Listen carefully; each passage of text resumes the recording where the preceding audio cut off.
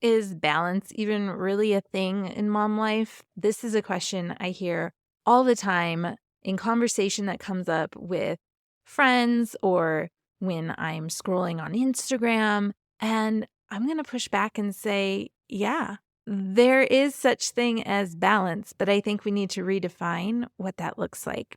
If you feel like you're constantly trying to master the balancing act, especially in your everyday life as a mom, this is an episode created just for you. This episode isn't just about redefining balance, but also exploring how practical moms work smarter in order to achieve that sense of balance that so many of us desire. If that's what you need more of in your life today, you're in the right place. Let's simplify things together.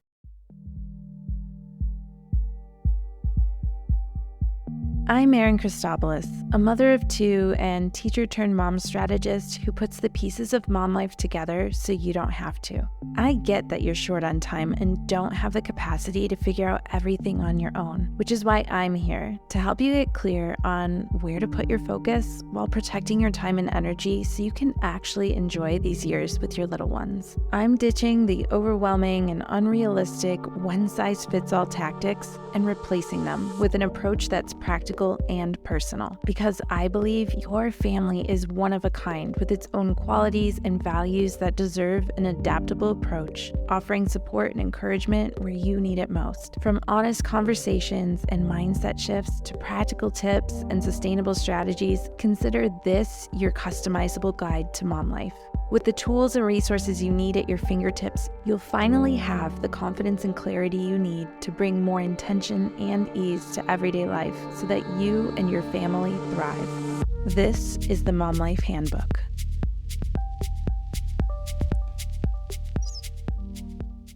Balance.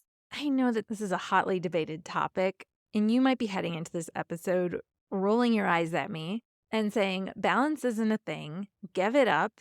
Stop trying to get us to try to achieve balance because it's impossible. And there's a side of me that I want you to know feels the exact same way. I do believe that balance is pretty elusive, and I'm not sure that we really, in theory, will ever feel like, yes, we've mastered it. We've got balance, and here's the secret to how you make it happen. I don't think that we will ever be at that point. But I do think that there's some value in the concept of striving toward balance. And I think that it's okay if we shift our definition of balance or what we expect to get out of a concept of something like balance. But before we dive into how do we actually achieve that, I think that it's really important to speak some truth as to the problems with the concept of balance and maybe where we've gone wrong for so long so that we can move through that and really shift our mindset to create a new definition for balance that feels holistic, that feels supportive, and that feels attainable. The problem with the concept of balance is that it's a perception. It isn't measurable. It isn't a constant. It's relative. Add in the complexity of the fact that everyone loves to give their input on what balance actually means. Everyone tries to define it, to fit it into a container, to be able to say, here is balance, here's what it is, and this is what you should strive for. And I think with that then comes a lot of expectation, both internally, and then you also get this external expectation about what balance means, about how to achieve it, about how it should feel. And a lot of times it even gets more complex because there are the spoken expectations, the seen expectations, and then there's also the unspoken expectations that are underlying and very much present. There are the hidden expectations that people don't acknowledge, but are definitely trying to hold themselves up to, or that they feel others are holding them up to. And it just creates so much unrealistic pressure. And it sets us up to fail. It makes balance ever elusive. It makes it impossible to achieve. Because if you can't define it, if we can't all agree on what it is, if we are trying to measure balance against what other people say it means, then we end up just running around in circles and we never feel balanced. Balance is a perception. And I think that it's important for us to then just embrace that and say that some things can't necessarily be defined in life. Some things in life aren't a constant. They're not static. They're ever evolving. They're always changing. Balance is more like an energy than a thing that can be held or maintained. When you think of energy, energy ebbs and flows. It's constantly changing. And rather than trying to fight against it, learning how to ride the waves of different energies can really help you be more successful in living a life that just goes with the flow, that's intuitive and responsive rather than reactive. You're going to find that, sometimes life feels out of balance. And you can fight and struggle against what everyone's telling you balance should mean for you. But if you can ultimately get really clear on what balance looks and feels like for you, how that energy feels right for you in your life where you are at right now, you're going to find that you're actually able to settle into it a lot more easily than you would ever expect. You get to choose your balance. Because it's a perception, you get to decide how you want to perceive it. And you get to decide that for yourself right now in how it feels, how it looks, how you attain it, and how that all plays out for you right now is going to look different than how it did in the past and how it will in the future. It's an energy. It's going to shift. It's going to change. And it's amazing. Embracing this concept or perception of balance is really the key to your success. If you can get really clear on what balance means to you right now, and you just focus on that, you're going to find that it's a lot easier to ultimately achieve that sense of balance in your life. And I talked about this a lot in the last episode, so I will link it in the show notes. But I was talking about the power of small changes and that the changes that you make in your life need to start with your definition of success and that you ultimately identify your steps on how to accomplish the changes you want in your life by identifying the small steps that are ultimately going to get you to the outcome that you desire. But you can't decide the steps you're going to take until you're really clear on a deep level of your definition of success. And the same thing applies here to balance. I want you to take some time to just consider, what would balance feel like to you? How would your body perceive balance in everyday life right now? What would that feel like? How would it look in your everyday life? Get clear on that. And then from there, we'll be able to release so much unnecessary pressure that you've likely been holding on to. Because so often in American culture especially, we are told that the most successful moms are the ones who do it all. And there's so much pressure inherent in that concept. And there's this belief in turn that if I work harder, if I do more, if I just keep trying to make these changes to make it all work, it will all fit together. It'll be balanced and I'll be doing it all. I'll finally cracked the code and I'm going to be the ultimate mom that I've been wanting to be for so long. And maybe that is more of a narrative going on for some of us than others. But I think that that is an underlying message that's conveyed to us, if nothing else, that we've all had to process at some point in our journey as moms. And I want this to be your opportunity to get really clear on your definition of what it means to be a good mom and a balanced everyday life looks like for you right now as compared to what you are being told a great mom does. Because so much of what a great mom does, according to our society, is that she gives and gives and gives and gives until there's nothing left of her. And we don't want that for you because that is going to be the furthest from feeling balanced. Doing more means more pressure. More pressure does not equal balance. So I want you to get really clear on what balance means to you so that you can be crystal clear on what you've been doing that's not serving you, that's not helping you achieve your sense of balance, and releasing it, letting it go. Sometimes there are obviously commitments and expectations that we do have to live up to. I mean, sure, it does not contribute to my sense of balance to have to fold the laundry every day. That's going to be an aspect of it. But maybe it gives me permission to shift my expectations on how well I do the laundry. right? Getting clear on your definition of what balance means to you right now is what will empower you to be a practical mom who works smarter. And when you take on that mindset, you really set yourself up to create a sense of balance. And here's why. It's helping you ditch the having it all mentality. You don't have to have it all once you're clear on what balance looks like for you.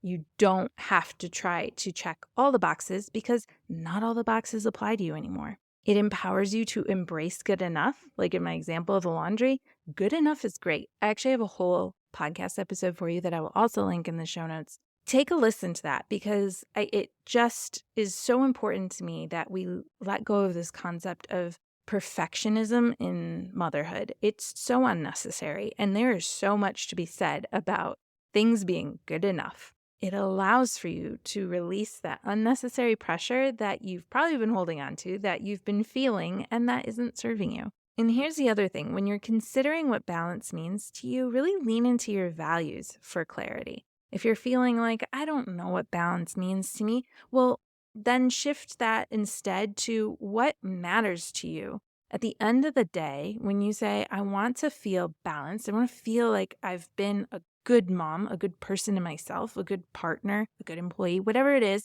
what does that look like to you? And what values come to mind? Is it that you want to be reliable? Is that you want to be joyful? Is it that you want to be spontaneous? That you want to be content? You get to choose.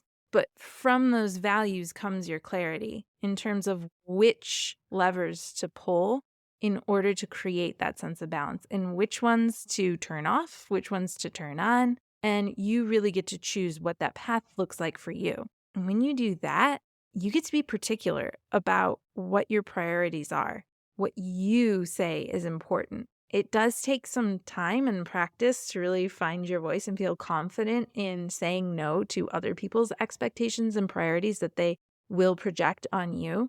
But saying no to them becomes a lot less personal when you're really clear on where your priorities lie and how they are making a difference in your life and in your sense of balance and accomplishment. Embracing this idea of balance as an energy is going to empower you to be so clear on how personalized the concept of balance is, and will give you the clarity you've been looking for to know exactly how you can work smarter and really start to feel like you're getting it. You're mastering this balancing act. Again, it's an energy, so there's going to be lots of ups and downs, ebbs and flows, but you'll be able to ride the waves so much more easily than trying to swim upstream toward an unachievable, unrealistic, unimportant definition of what balance means, because you know exactly what it means to you and where you're headed. And what I love about it is that it's going to shift, it's going to look different, it's going to change, and that's a good thing. You don't want it to always look the same. It's going to be dynamic. And if you're listening to this podcast, I know that you're striving toward a more dynamic life. And being able to embrace this really fluid concept of balance is going to help get you there so much faster. As women, we are just ingrained with following rules, doing what's expected of us, putting others before ourselves. And it's really hard to get out of that pattern. But hopefully our conversation today helps shift your mindset a little bit in how that is designed to serve everyone else other than you. And at the end of the day, if you aren't making sure that you are supporting yourself, you aren't able to also support the people that matter the most to you because you're not showing up every day as the best version of yourself. And your best is going to look different day to day. We unpack that in so many other episodes of this podcast, and I'm going to continue to say it. What your best looks like today is different than what your best looked like yesterday. Our capacity for what we can do, what we can take on, what we can manage is going to change day to day. So it's really important that we honor that in ourselves. And if we continue to numb out how we're feeling and only take on what everyone else is telling us they need of us, we're going to fall flat every time. We're going to feel out of balance. And we're going to feel like we're struggling and feel like we're just treading water. So instead, let's flip the script. Let's start with what matters to you. Let's start with how you want to feel, and let's lean into that and find ways to use it to really lift you up, help you feel confident, help you feel successful, which is only going to energize you more and inspire you more and allow for you to feel more spacious, to feel like you have a greater capacity to support your children, to support your partner, to be supportive at work, whatever it looks like for you in your definition of that showing up for the people in your life. It starts by creating a sense of balance within yourself according to what you need the most. This is probably one of the more abstract episodes that we have ever had of this podcast, but I would love to hear if this really resonated with you, if it felt helpful and supportive. I know that you are tuning in because you want to experience change in your life, and what you've tried up until this point hasn't necessarily gotten you there quite yet. And I'm first raise my hand and say I'm still working at it too, and I hope I am always working at it. But I hope that by having these conversations that really shift your thinking around how we're programmed to operate, how we're trained and taught we should be, that you're able to finally unlock the things that maybe you've been grasping for but just haven't quite been able to hold on to yet. And so yes, we're really never going to master the balancing act, but we can master getting in tune with what balance looks like for us now, so that we can be really practical in how we're working through our daily efforts to create the lives we want to live. And I think that that is the ultimate goal for so many of us. So if this episode is one that you enjoyed, I want to hear from you. Leave a review of this episode or send me a DM on Instagram at Mom Life Handbook.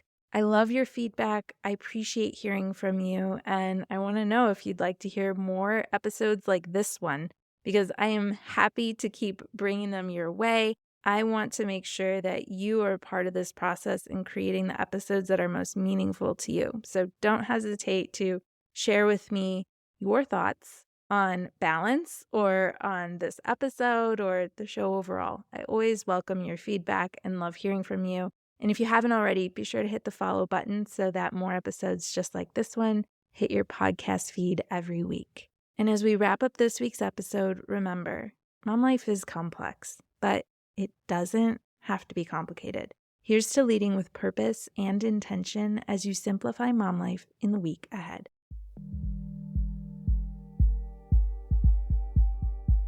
You've just finished another episode of the Mom Life Handbook podcast. Remember to check out the episode description for all the important links and highlights from today's show. While you're there, tap the subscribe button so that new episodes are always at your fingertips. Before you go, I'd really appreciate hearing your thoughts about the show. It takes as little as 30 seconds to leave a review, and your honest thoughts help me create a better show and help other moms discover it too. And if this episode really helped you out, go ahead and hit the share button to text it to a friend or share it on social media. You never know who in your life might benefit from a little extra support. Don't forget, there are lots of ways to stay connected beyond the podcast. Head over to momlifehandbook.com for additional resources or to learn about how to work with me. And be sure to follow along on Instagram at momlifehandbook. Send me a DM to say hey or to share your thoughts on today's episode. Connecting with you personally is what I really love most. And just in case you need to hear it today, you're doing an incredible job. I know it doesn't always feel like it, but you're here, learning how to be better and do better. Keep working to bring more intention and ease into your life, and know that I'm right here cheering you on. You're creating a beautiful journey for you and your family. I am so proud of you.